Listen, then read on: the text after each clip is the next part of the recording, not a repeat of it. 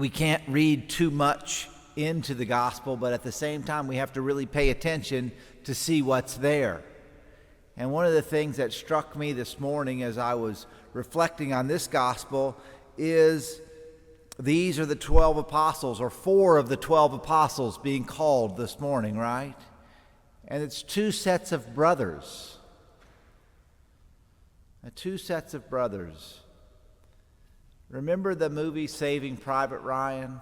Remember that movie? What was the story? The story was 5 brothers had been killed. And so there was one left. And I was thinking about how many families in the world now have 6 boys. And I was thinking about this story of brothers. How many families have 2 boys?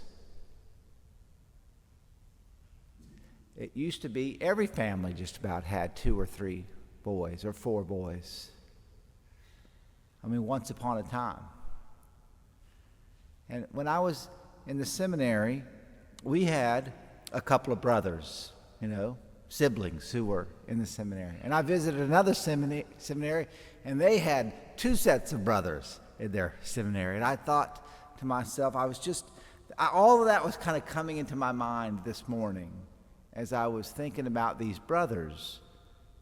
And what is one of the elements of the call of Andrew is family, faith, and there's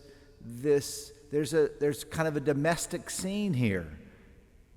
And Peter and Andrew, and they're working together. That's another thing that struck me, is that they were working. They had something to do. It's not like they were sitting around waiting for Jesus to come tap them on the shoulder.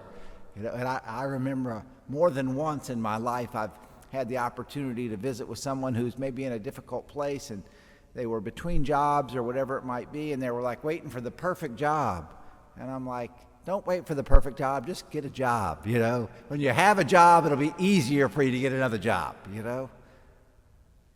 So they were working. And being called by Jesus calls us to come and work, to do, to proclaim.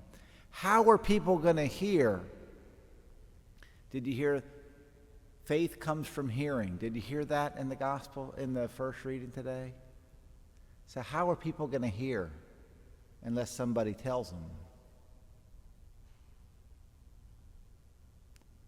How are people going to hear?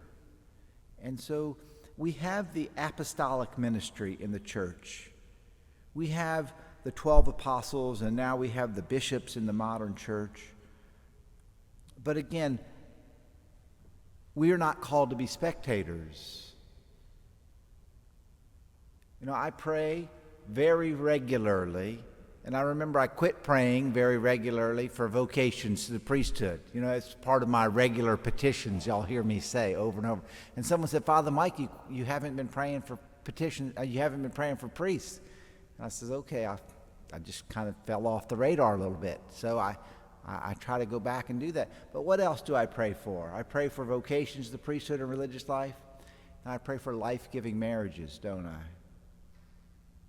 That we would have families. Where do priests come from? Where do apostles come from? What was it that struck me today as I read the gospel? And so we pray for families and marriages open to life. We pray for families open to the call of their children to the priesthood and religious life. We pray for holy and life-giving marriages. And so today, those are some of the thoughts that struck me. That how beautiful are the feet of those who bring the good news. Faith comes from what is heard, and what is heard comes through the word of Christ. And so on this day where we celebrate St. Andrew the Apostle, we pray that God would raise up for his church holy men to be priests, to be apostles, and for holy and life-giving families.